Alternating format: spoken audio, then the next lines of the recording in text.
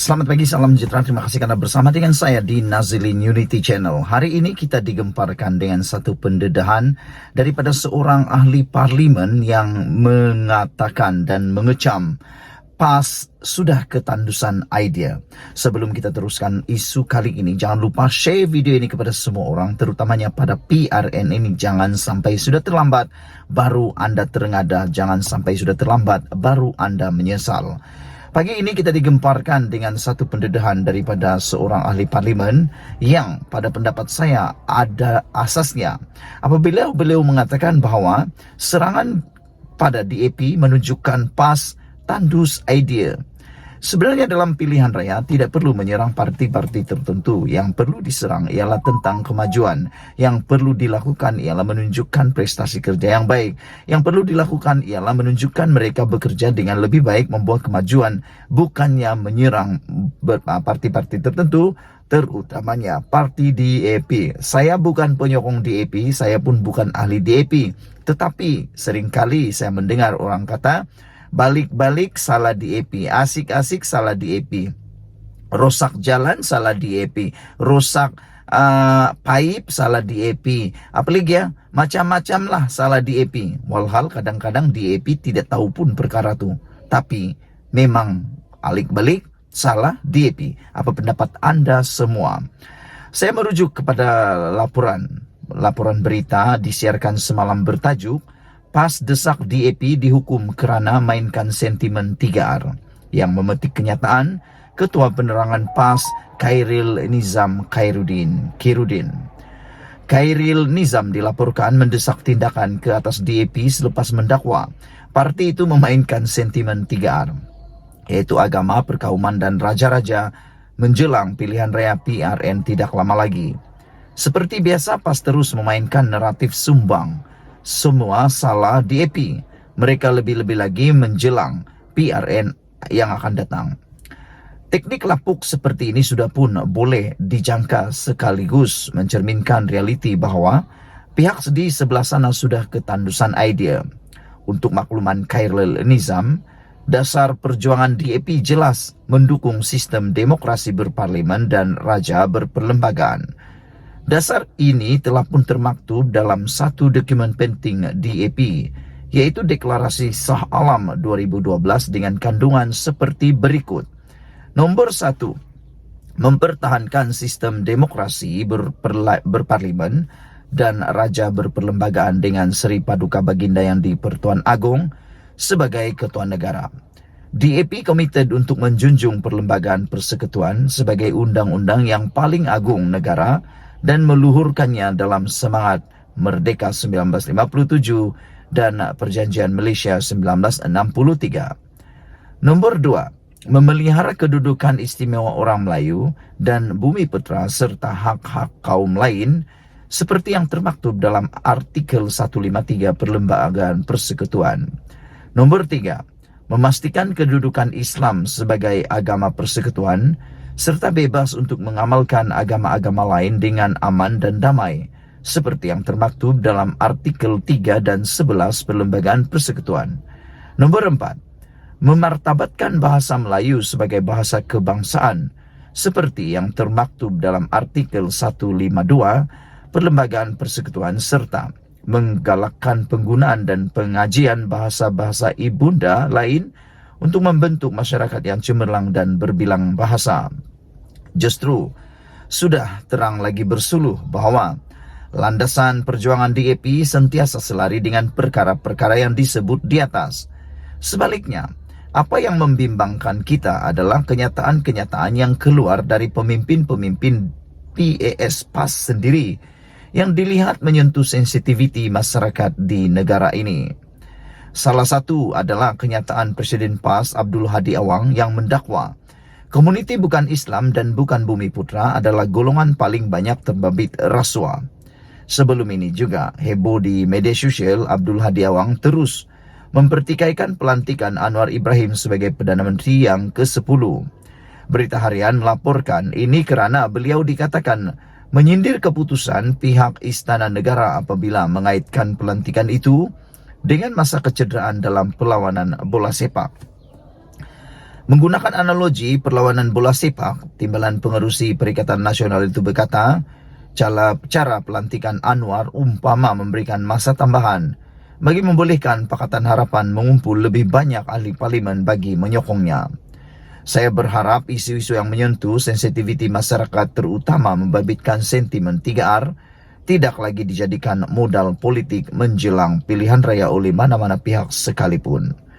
Perlu saya ingatkan bahawa sejarah manusia kita ini telah disulami dengan warna-warni kepelbagaian budaya, etnik dan agama yang tidak terkira banyaknya. Kepelbagaian inilah yang membawa kepada kekayaan dan keindahan dunia kita. Walau bagaimanapun di sebalik kemajuan yang kita capai sebagai masyarakat global, ketaksuban agama terus membayangi kesedaran kolektif kita. Justru itu adalah penting untuk menyadari kepentingan melindungi kepelbagaian ini dan menghapuskan ketaksuban agama ke arah memupuk persefahaman, keamanan dan keharmonian dalam individu serta masyarakat. Pergerakan ekstremis lazimnya menunjukkan kecenderungan untuk membelakangi hak asasi manusia dan kebebasan dengan mengenakan dogma tegar dan kepercayaan tidak bertoleransi. Pergerakan ini menyekat kebebasan bersuara, beragama dan hati nurani. Mereka memudaratkan prinsip demokrasi, kesaksamaan dan keadilan, memupuk persekitaran penuh ketakutan dan penindasan, bertindak eksploitasikan perpecahan dan mengapi-apikan kebencian. Golongan ekstremis memperdalam dan jurang sosial, membawa kepada peningkatan diskriminasi, prasangka dan peminggiran. Penghakisan perpaduan sosial ini melemahkan ikatan yang menyatukan komuniti, membantut kemajuan dan menghalang usaha kolaboratif untuk menangani cabaran bersama. Dalam kes yang ekstrim, ia juga membawa kepada pecahan fabrik sosial dan kemunculan golongan masyarakat.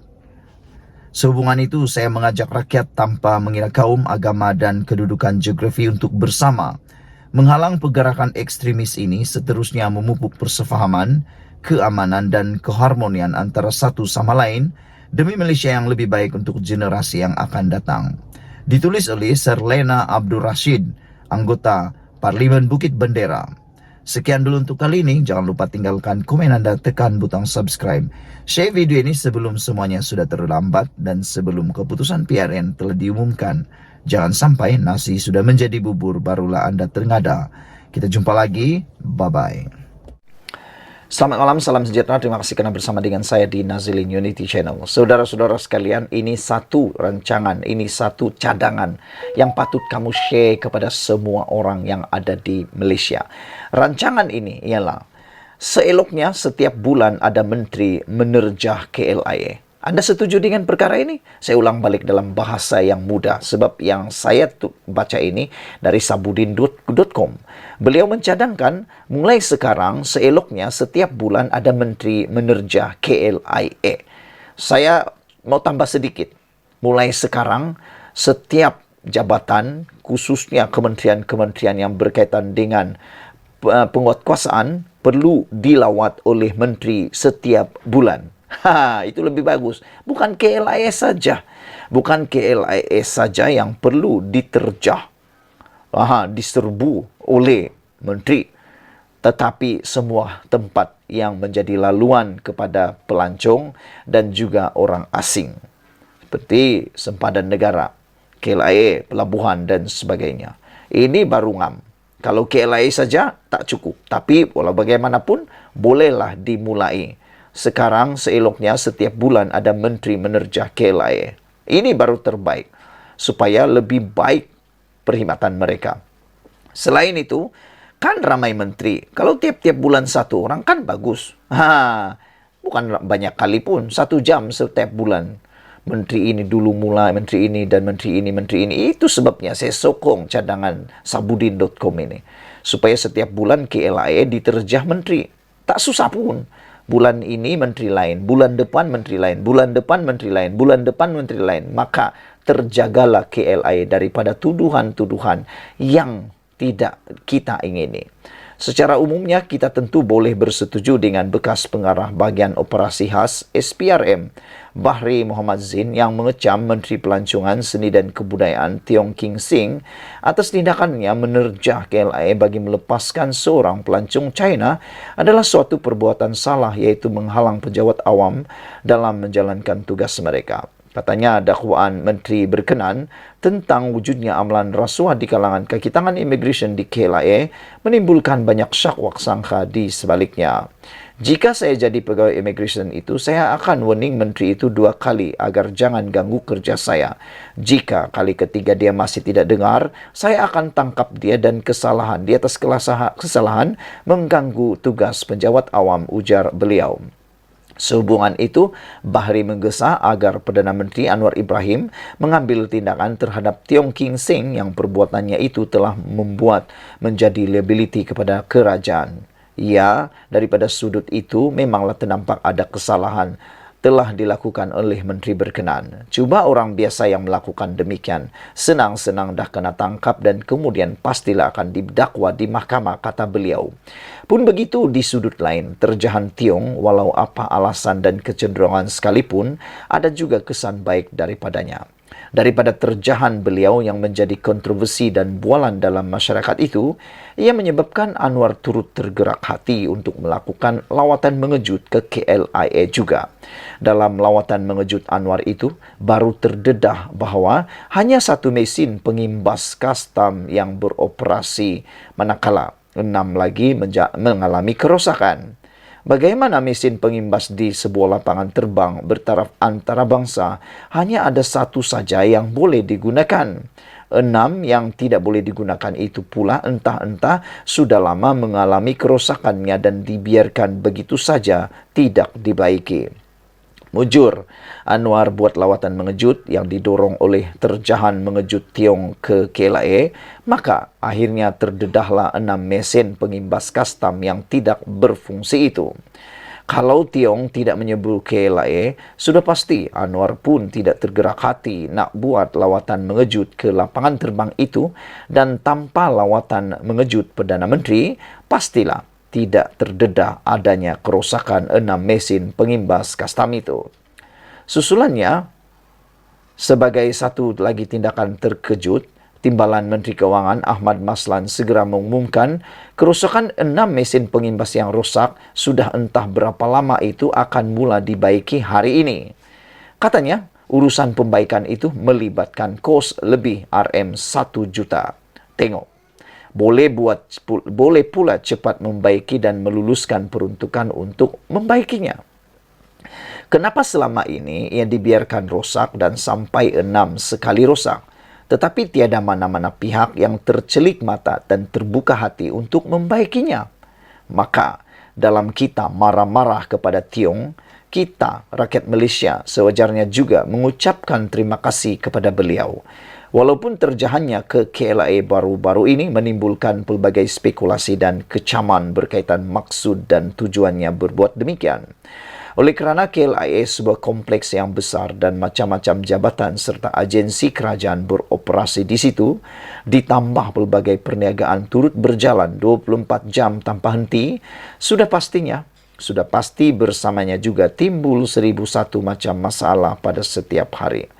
Jika dengan terjahan Tiong telah menyebabkan kerosakan 6 daripada 7 mesin pengimbas kastam terdedah dan kemudian dapat segera dibaiki, artinya untuk memastikan KLIA benar-benar sempurna segala kemudahannya sepanjang masa agar sesuai dengan kedudukannya bertaraf dunia, elok rasanya kalau tiap-tiap menteri melakukan terjahan yang sama pada setiap bulan atau 2 minggu sekali ke lapangan terbang tersebut. Jika itu dapat dilakukan, bukan sahaja tiada lagi mesin yang rosak dan semua kemudahan jadi sempurna, bahkan orang-orang yang rosak barangkali juga tidak akan kelihatan lagi di KLIA. Lagi pula, bersesuaian dengan kenyataan Menteri Pengangkutan Anthony Locke bahawa setiap menteri memang diberikan pas khas untuk memasuki mana-mana ruang di KLIA pada bila-bila masa, walaupun tidak menaiki mana-mana penerbangan. Makna kata, jika menteri membuat terjahan ke KLIA, ia adalah sesuatu yang dibenarkan dan bukan satu kesalahan. Cuma, Untuk melakukan terjahan itu, janganlah menteri-menteri guna alasan yang sama, yaitu untuk melepaskan pelancong dari China juga.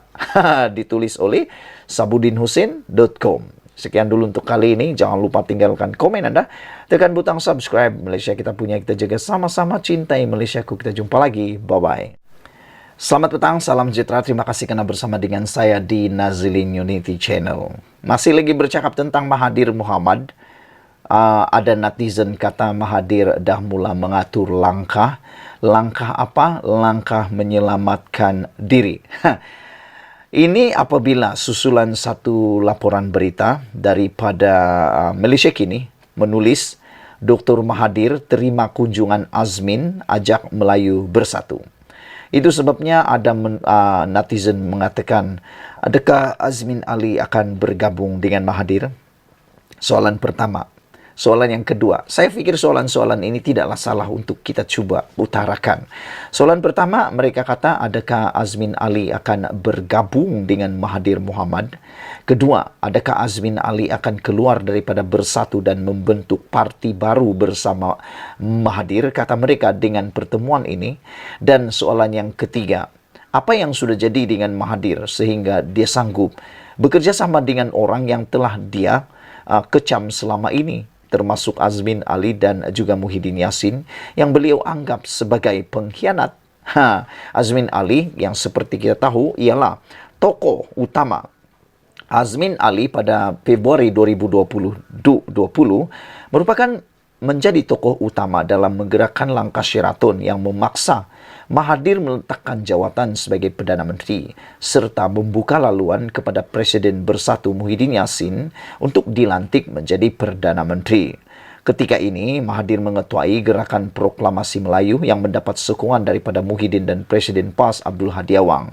Mahathir juga menyatakan dia kini menyokong Perikatan Nasional untuk pilihan raya 6 negeri akan datang. Menjadi kemuskilan saya sehingga kini ialah Azmin merupakan tokoh utama dalam menggerakkan langkah Sheraton yang memaksa Mahathir meletakkan jawatan sebagai Perdana Menteri dan membuka laluan kepada Perdana Menteri Muhyiddin Yassin. Jadi, sekarang ini persoalan dia ialah dulu Mahathir marah sangat dengan Azmin dan Muhyiddin. Tapi sekarang ini tiba-tiba pula makan ramai-ramai, makan sama-sama, duduk semeja. Apa cerita? Sehingga begini boleh jadi. Pada pendapat Anda, apa cerita? Apa yang sebenarnya dirancang oleh Muhyiddin, Azmin, dan Mahathir ini? Adakah mereka akan merancang untuk bergabung semula, membentuk pakatan paling besar untuk cuba menjatuhkan Anwar Ibrahim? Selain daripada itu, pada pendapat Anda, kemasukan Mahathir di dalam pakatan ini, adakah akan hanya memberikan impak negatif kepada Perikatan Nasional atau memberikan impak positif kepada Perikatan Nasional? Pada pandangan saya, kehadiran Mahathir dalam Perikatan Nasional sebenarnya tidak lagi memberi impak besar kepada mana-mana parti politik. Mahathir pergi kemana-mana pada sewaktu ini, semua rakyat pun dah muak dengan beliau. Pindah sini, pindah sana, pindah sini, pindah sana, akhirnya tak tahulah apa rancangan Mahathir selepas ini. Dalam perjumpaan itu, Muhyiddin berkata dia ditemani isteri dan mereka diraih mesra dengan pelbagai juada. Dalam kunjungan itu, Azmin berkata Mahathir menceritakan hasil lawatan kerja baru-baru ini di United Kingdom, Turki dan Bosnia. Tun Mahathir turut memberi pandangan berkaitan dengan situasi politik semasa di tanah air, kata Azmin Ali. Selain itu, isu ekonomi dan kos sara hidup, Tun secara tuntas mengajak umat Melayu untuk bersatu melawan musuh yang mempunyai agenda yang tersirat. Menurut Azmin, jadual Mahathir kini padat dengan pertemuan dan perbincangan berkaitan isu geopolitik, ekonomi dan cabaran global.